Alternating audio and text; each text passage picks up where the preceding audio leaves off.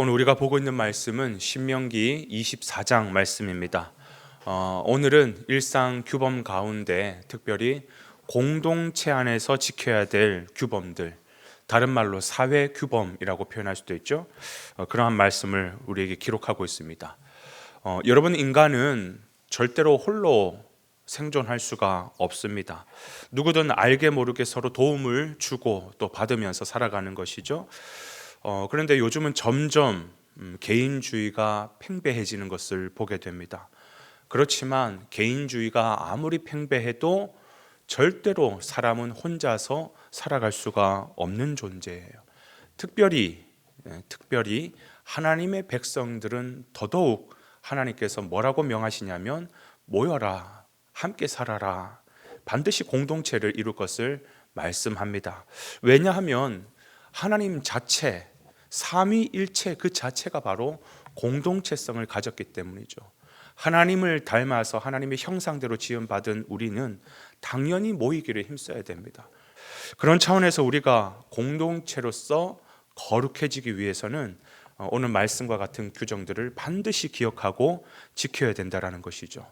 오늘 본문에는 그와 관련된 다양한 규범들이 나오고 있는데요.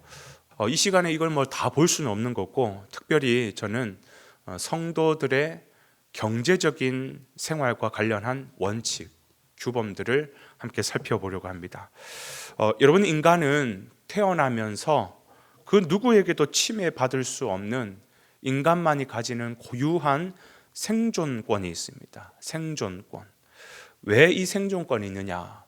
여러분, 이 생존이라고 하는 것은 생명의 근원 되시는 하나님으로부터 부여받은 것이기 때문에, 하나님의 형상으로 닮은 인간이기 때문에 인간에게는 귀한 그 생명, 생존권이라는 것이 있는 것입니다.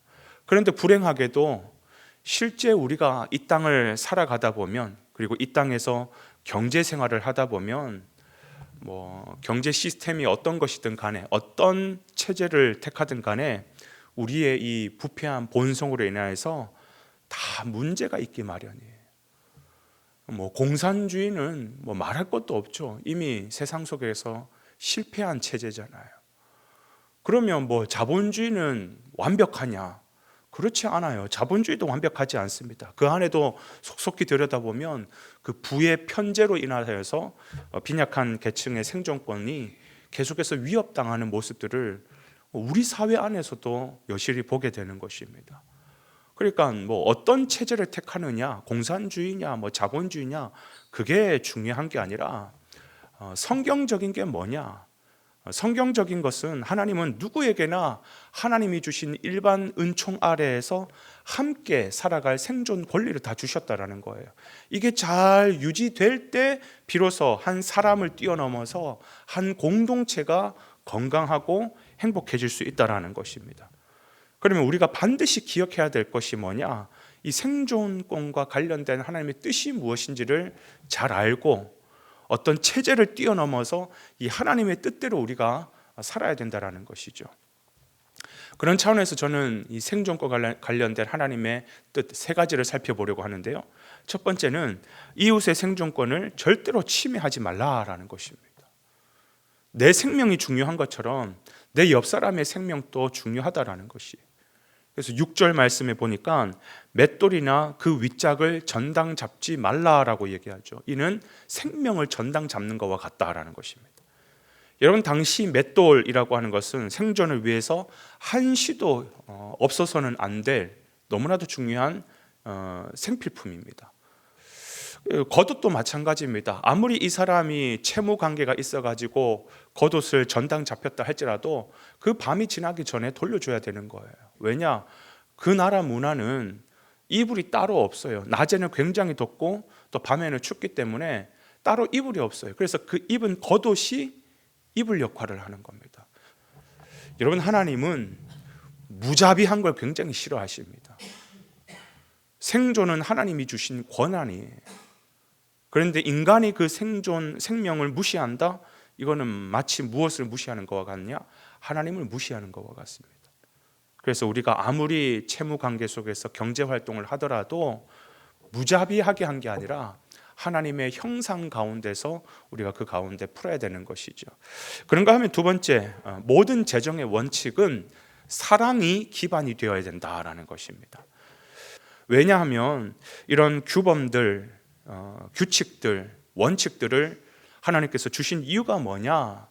그걸로 사람을 죽이고 공동체를 파괴하기 위해서 주신 것이 아니라 사람을 건강하게 세우고 공동체를 살리기 위해서 주신 게 법이고 질서고 규칙이지 않습니까?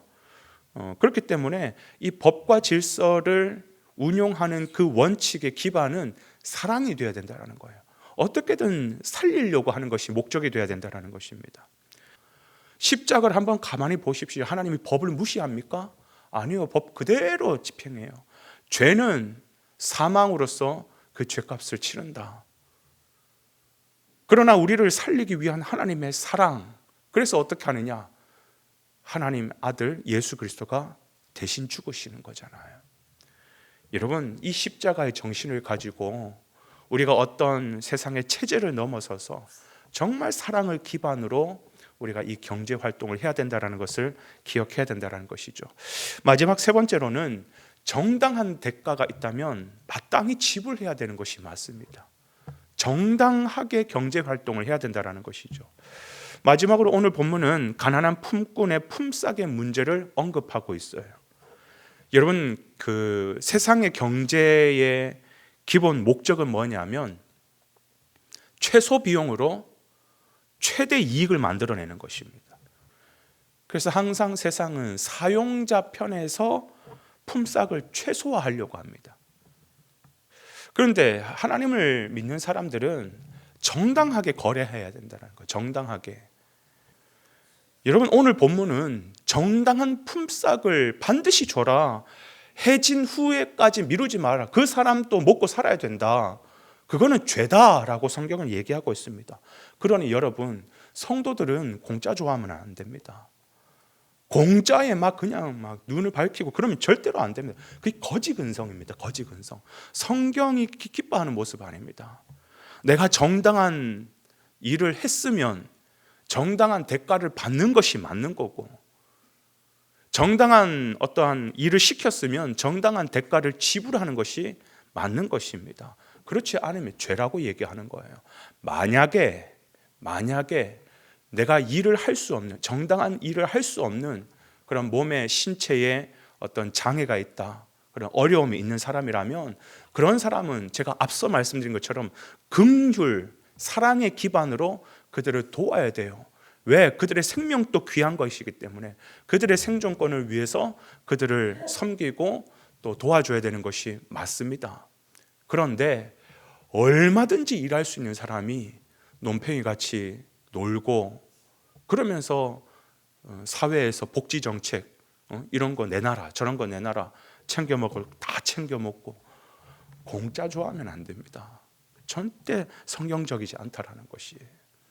그런 면에서 오늘날 복지 정책도 정말 필요한 사람에게 잘 들어갈 수 있도록 개정해야 되는 것들이 필요하겠죠.